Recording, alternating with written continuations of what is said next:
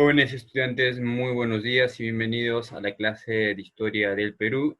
Vamos a continuar, vamos a finalizar en todo caso el tema que ya teníamos pendiente en la clase pasada, ¿no? Que vendría a ser la República Aristocrática.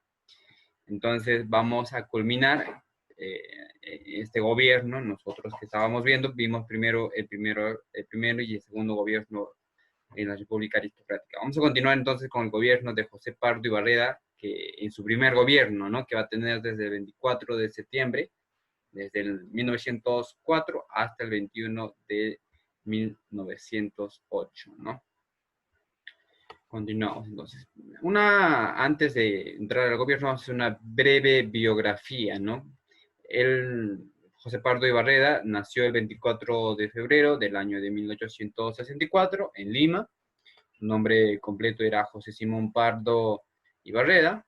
Es abogado y diplomático de profesión. Es también hijo del fundador del Partido Civil, Manuel Pardo. Fue el presidente del Perú 2 veces, en 1904 a 1908 y de 1915 a 1919. Durante su primer gobierno va a apoyar firme y eficazmente la educación pública, la coyuntura y la defensa nacional. Luego también vamos a ver el otro que va a caracterizar por la violencia política y social, síntoma del agotamiento del civilismo como opción política, ¿no? Entonces lo que podemos mencionar en síntesis lo que es la breve biografía, ¿no? De José Pardo y Barreda. Y murió el año 3 de agosto de 1947 en Lima. Entonces, vamos a ver ahora el aspecto de la política interna. ¿Cómo estaba la política interna en el gobierno de Pardo y Barreda? Fomentó la educación haciéndola gratuita y obligatoria. Va a fomentar también la cultura, fundando en este caso las escuelas de arte y música e historia. Se va a preocupar por la defensa nacional. También va a tener una gran preocupación por el sector obrero y también va a tener pues un progreso material. Ahora, en el aspecto de la política externa, vamos a ver que va a surgir el conflicto con Brasil, que va a tener un conflicto armado, el cual prorrogó la solución con este país, ¿no?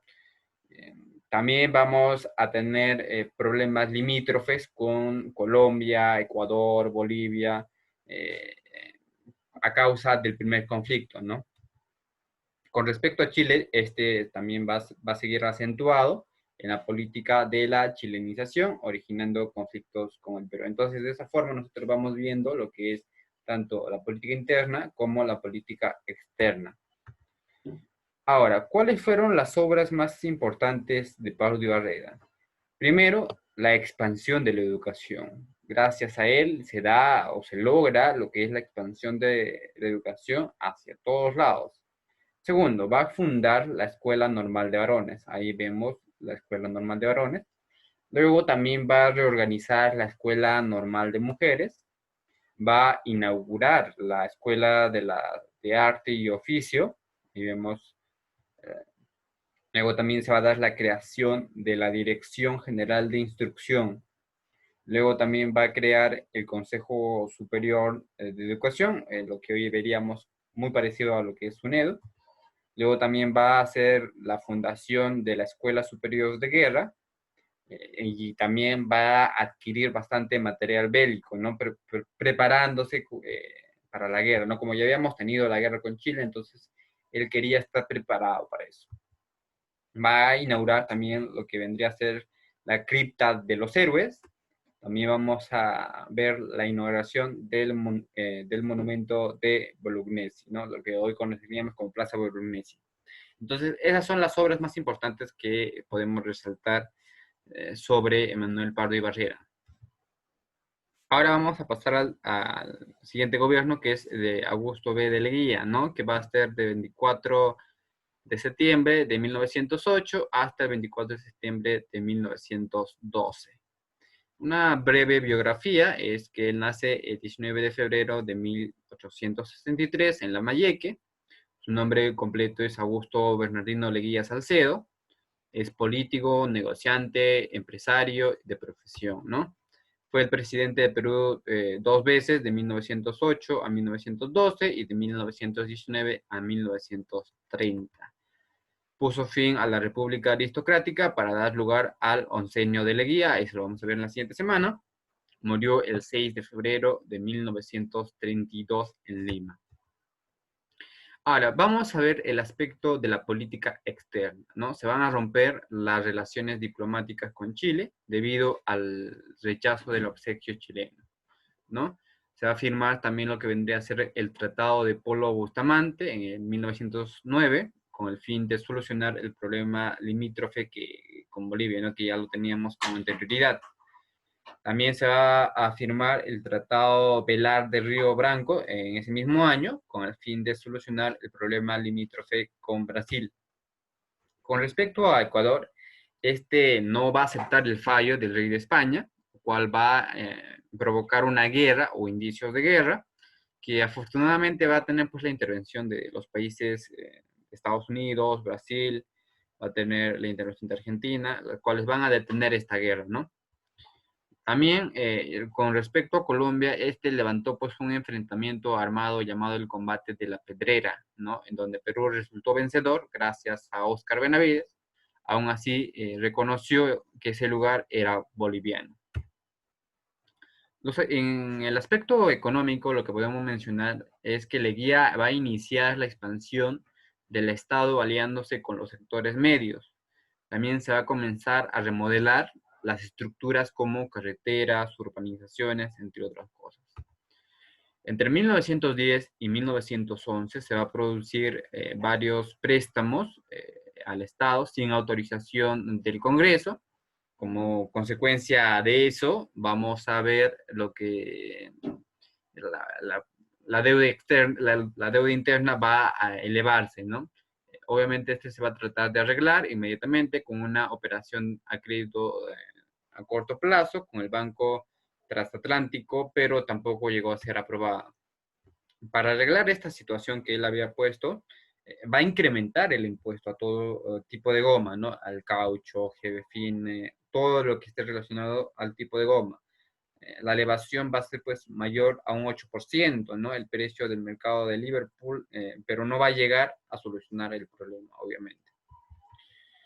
Las obras más importantes que podemos rescatar sobre el gobierno de Leguía, va a crear la compañía de administración del guano, ¿no? En el año de 1909 se va a hacer lo que es la reforma del sistema aduanero en 1910. También va a establecer la ley que establecía que el empresario es responsable por los accidentes que ocurran a sus obreros y empleados, ¿no? Por el hecho del trabajo o la actuación directa de él. También se obtuvo un emprestito para que la compañía peruana de vapores adquiriera modernas unidades. También se va a dar impulso a la producción azucarera y algodonera, ¿no? Se buscó también en lo que vendría a ser el mejoramiento de la producción agraria de la sierra, como el trigo, la papa, la cebada y el maíz. También se va a conceder el apoyo a los colonos para que explotaran el caucho en la Amazonía. También, en mi valoración, lo que yo puedo rescatar acerca de lo que fue el gobierno de Leguía, pues creo que hizo un buen gobierno, ¿no? Trató de levantar el país más siguiendo el camino desde que Cáceres lo empezó, ¿no? Hizo unas buenas obras que ayudaron al país, tanto interno como externamente. Obviamente siempre hubo algunas dificultades, pero se pudo superar eso, ¿no? Tuvo relaciones con los demás países, aunque algunos fueron enfrentamientos. Bueno, yo considero que pues Leguía era pues una persona valiente que sabía cómo enfrentarse a este tipo de situaciones.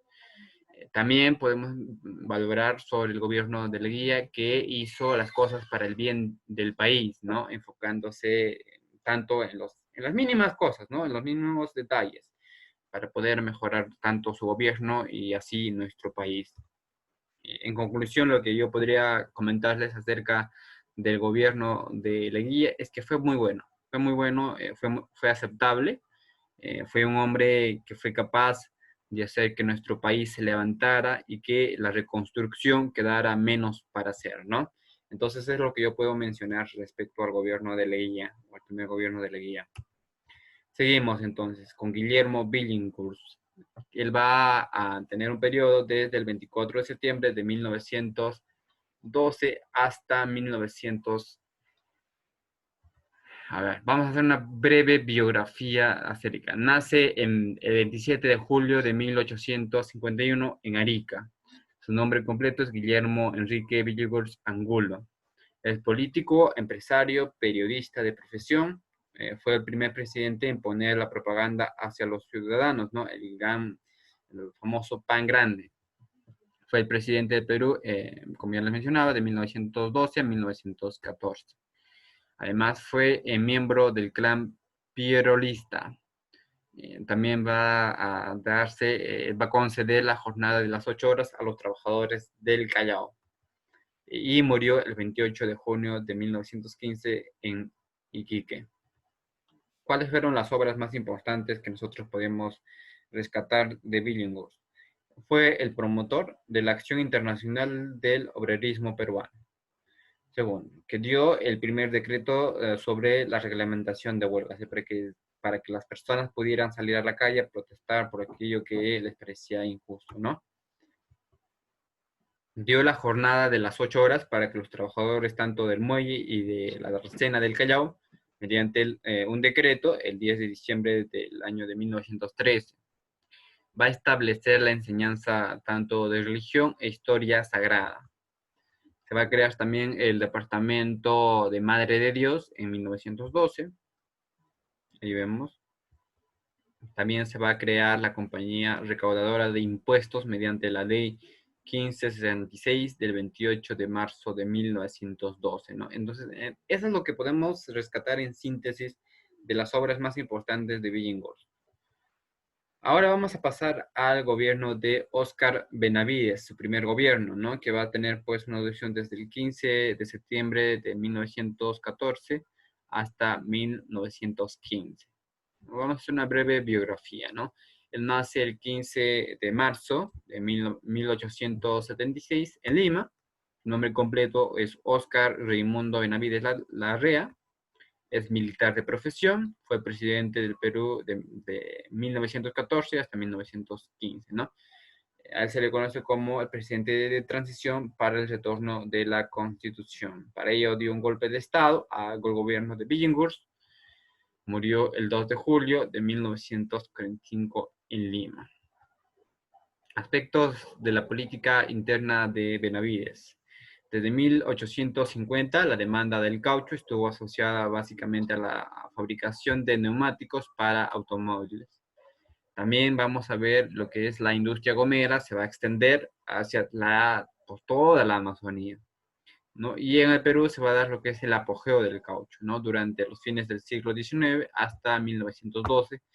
Esto va a traer pues gran bonanza, va a aumentar la producción en nuestro país, ¿no? Pero solamente a un sector determinado, dejando poco para la economía nacional. Hacia 1910, este producto representaba el 30% del total de las exportaciones nacionales. En 1910 se descubrió que los indios eran pues tratados como esclavos.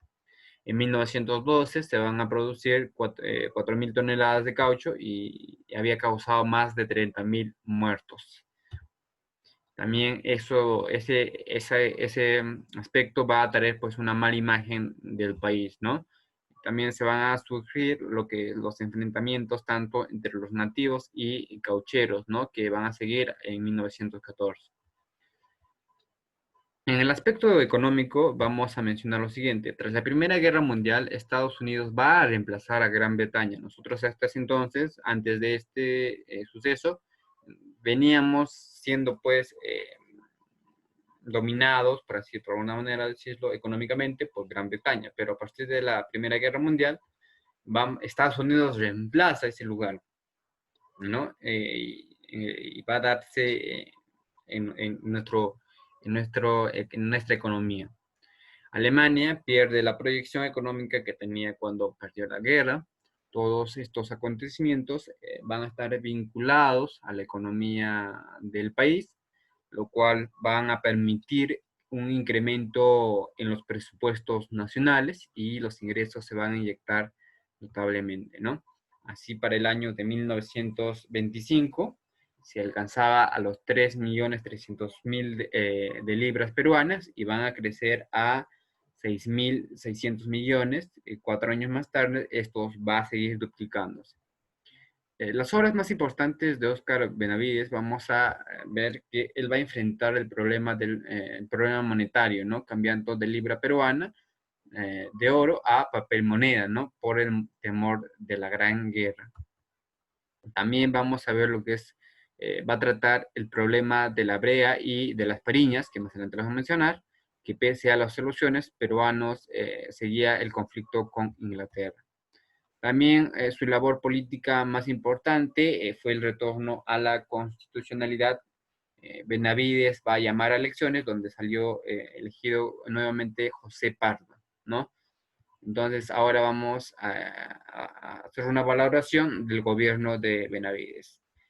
Lo que podemos mencionar de Benavides es que pues Benavides restaura el orden y la estabilidad política. Esto nos va a servir a nosotros para darnos cierta tranquilidad eh, que estaba muy movida por aquel entonces. Segundo, que su labor política más importante fue sin duda el retorno a la constitucionalidad, ¿no? Benavides va a llamar a elecciones, donde va a salir elegido nuevamente José Pardo, ¿no? El cual investido el 18 de agosto de 1915. Benavides fue un presidente sumamente importante, ya que sacó un mal gobierno, el de Billinghurst, por así decirlo, y entró él con buenas intenciones, ideas para mejorar las cosas.